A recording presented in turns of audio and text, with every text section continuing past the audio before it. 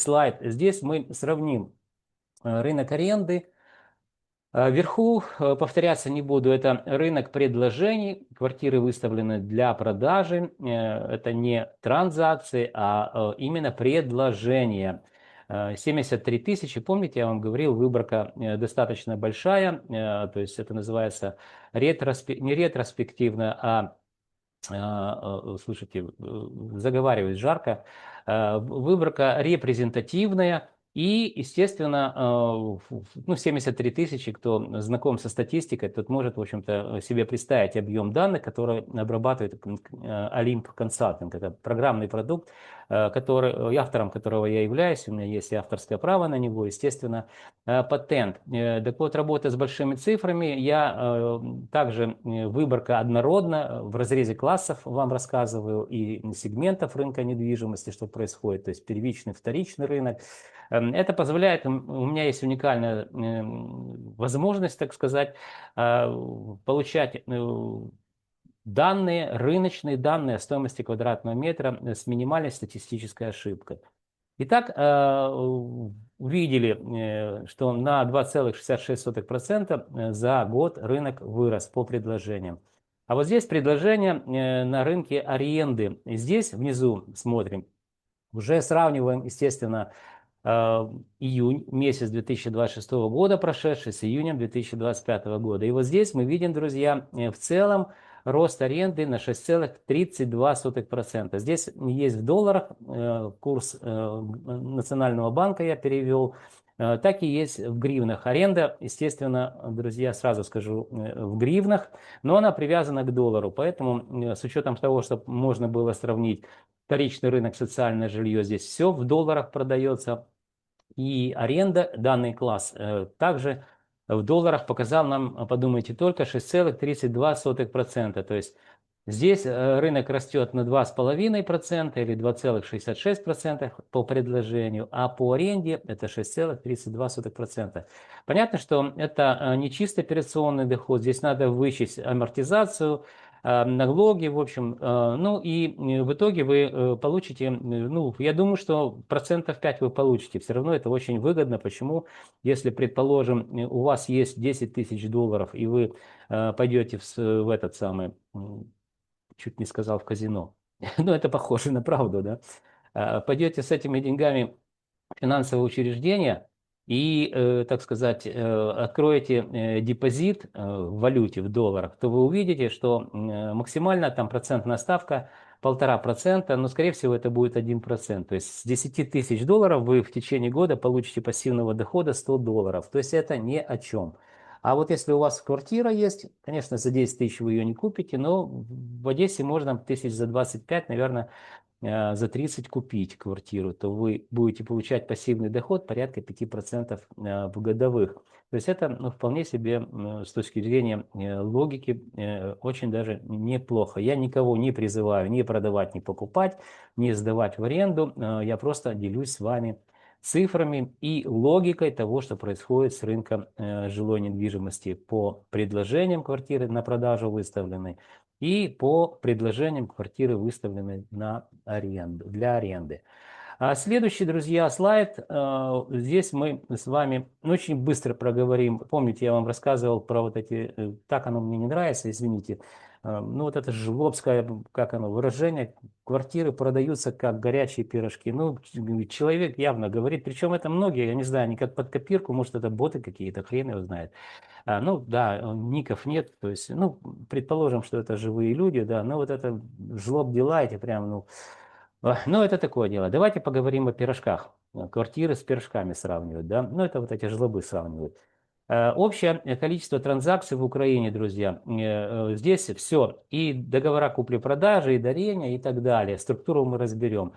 В 2025 году, это официальная статистика на сайте Минюста, 378 250 объектов недвижимости было отчуждено, то есть изменение прав собственности, что на 9,2% меньше, чем за 2024 год. Но, друзья, нас интересуют договора купли-продажи квартир и жилых домов. Вот видите, я здесь красным это выделил. Давайте именно об этом сегменте поговорим. Здесь действительно на 15% рынок стал активнее. 205 616 квартир в целом по Украине было продано, соответственно, куплено. При этом, друзья, еще хочу обратить ваше внимание, договора, вот видите, другие договора отчуждения недвижимого имущества, это коммерческая недвижимость. Также рынок по продажам коммерческой недвижимости вырос на 15,9% и составил 42 083 объекта коммерческой недвижимости. Друзья, ну вроде бы да, на 15% вырос. Но это не горячие пирожки. Почему? Потому что, так, чтобы было понятно, к сожалению, сейчас не даются в разрезе Одесской области. Раньше Минюст нам это давал. Сейчас они посылают нас нафиг и говорят, мы тут это самое страну защищаем, а вы к нам, ну вы, я имею в виду общественную организацию, которую я представляю, к нам пристаете с какими-то глупыми письмами, а дайте нам, да покажите нам. Ничего мы вам не покажем. Ну вот, ну в целом по Украине, слава богу, еще эта статистика есть. Так вот, вы просто, чтобы понимали, в Украине на сегодняшний день, ну, по неофициальным данным, где-то порядка 25 миллионов людей, так сказать, проживает. Сюда и старики входят, и молодежь, понятно, и дедушки, там, бабушки и так далее. То есть страна в размерах уменьшается, как шагреневая кожа по территории, и уменьшается также по количеству населения. И все равно 205 тысяч на, пускай это уже официальная статистика, там порядка у нас получается 13 миллионов, это экономически активное население, там чуть больше.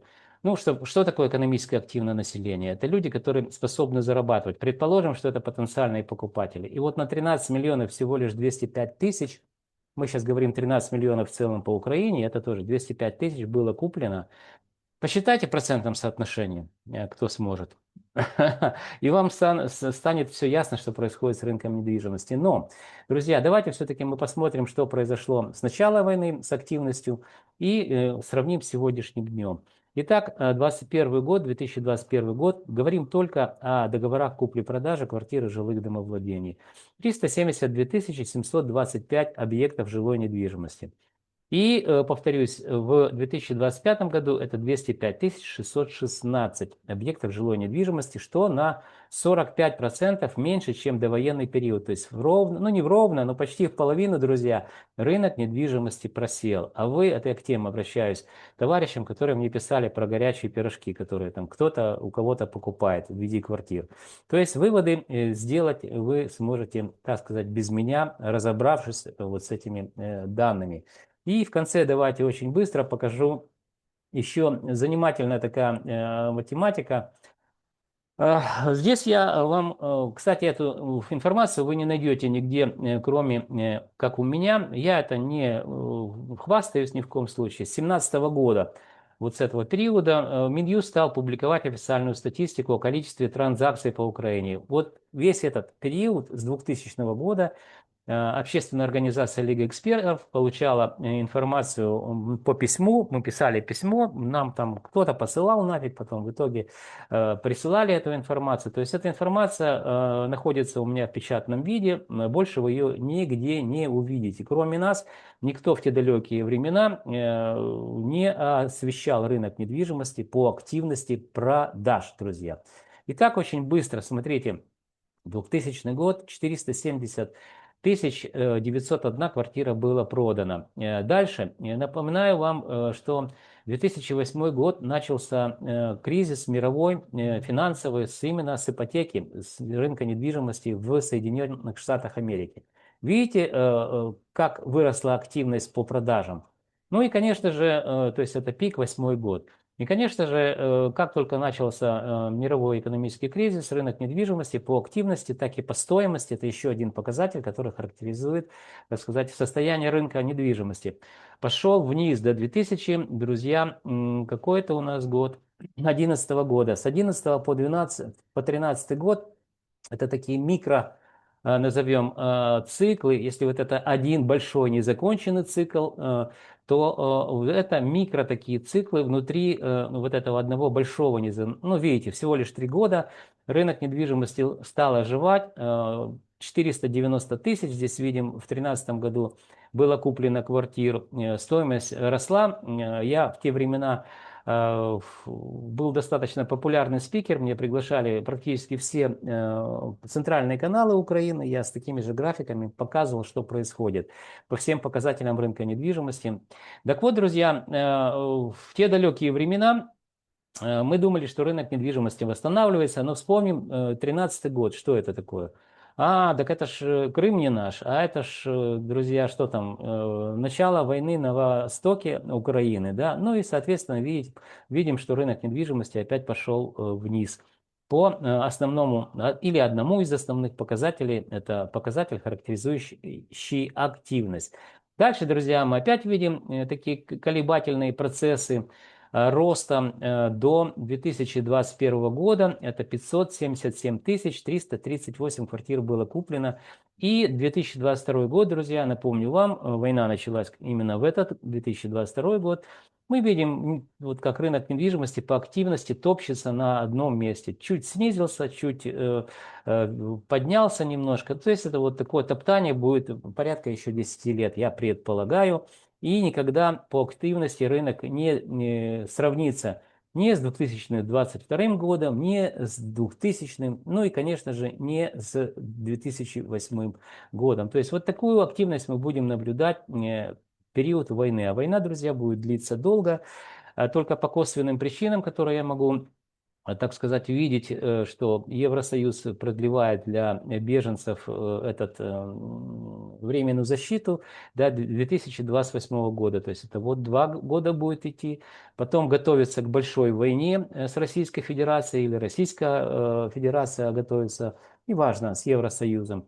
Там это еще будет процесс длиться. Ну, то есть это достаточно, как оно, страшно подумать, сколько времени человечество вместо того, чтобы созидать, будет выяснять отношения, кто кому, так сказать, Рабинович. То есть мы будем видеть, как деградирует экономика Украины и как деградирует рынок недвижимости по всем его показателям.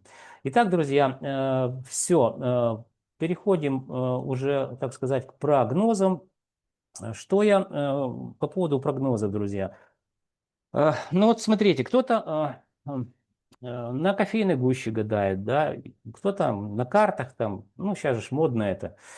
Я применяю, опять же, напомню вам, научную методологию в своих прогнозах. То есть это метод многофакторного анализа. То есть я смотрю на рынок недвижимости через призму статистических данных состояния экономики. Это тоже индексы, которые есть в открытом доступе. Там есть порядка 10 индексов, которые очень тесно коррелируют или связаны, плотная обратная связь с индексом рынка недвижимости, который, похоже, компания Lim Consulting и я, ваш скромный слуга, одни делаем в Украине. Не, еще служба статистики делает это индексы, но там совсем другая история, те индексы ни о чем. Так вот, я предполагаю, видя, как медленно, уверенно умирает экономика, есть такое дефиниция такая: внутренний валовый региональный продукт Одесской области в открытом доступе. Посмотрите, сравните то, что было до войны, то есть то, что сейчас, и вы поймете ужас ситуации. Соответственно, рынок недвижимости должен вести себя таким же образом. Я предполагаю, что все-таки вот эти 2 месяца, 3 месяца, помните, я вам говорил, февраль, март, апрель, снижение стоимости было недвижимости. Теперь май, июнь, рост незначительный, но это в рамках колебательных процессов. Я все-таки предполагаю, что до конца года мы будем видеть незначительное снижение стоимости. Это очевидные для меня вещи.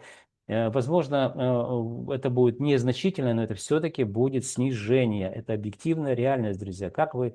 Лето закончится скоро, начнется зима холодная, без, так сказать, света, воды и всего остального. То есть каменные джунгли рынка недвижимости на сегодняшний день в больших мегаполисах, они ну, не способствует, так сказать, нормальной, адекватной жизни нормального человека. То есть, почему? Потому что без света, без воды естественно, недвижимость превращается в каменный мешок, в котором очень сложно выжить. Поэтому я предполагаю, что, друзья, все-таки до конца года мы будем видеть незначительную динамику снижения. Если сейчас мы зафиксировали 2, там, по-моему, 30% в годовом измерении роста, то к концу года, это еще 6 месяцев, я все-таки предполагаю, что мы где-то выйдем, может быть, незначительная динамика снижения 0,5% будет, может где-то будет в районе, там, я не знаю, ну, больше процента точно не подешевеет. Почему? Потому что, ну, вот такие качели мы видим. То подорожало, то подешевело. Будем смотреть, друзья, наблюдать. Время пройдет быстро, я имею в виду полгода. Запишу такое же видео в конце года и подведем итоги. Естественно, вспомним сегодняшнее видео и, так сказать, кто прав, кто не прав, время все расставит на свои места. Друзья, пришло время прощаться. Для того, чтобы вы знали, что происходит с рынком недвижимости Украины, вам необходимо что сделать? Правильно подписаться на мой канал. Вы также можете ставить лайки, дизлайки данному видео. А еще вы должны помнить, что я ваш скромный слуга, и компания Олимп Консалтинг готовим для вас ежемесячные обзоры рынка недвижимости, который, я уверен, станет для вас компасом или же картой в каменных джунглях рынка недвижимости Украины. Друзья, до встречи в следующих моих видеороликах. Да, не забудьте, друзья, подписаться и поставить, естественно, лайк. До встречи в следующих видео.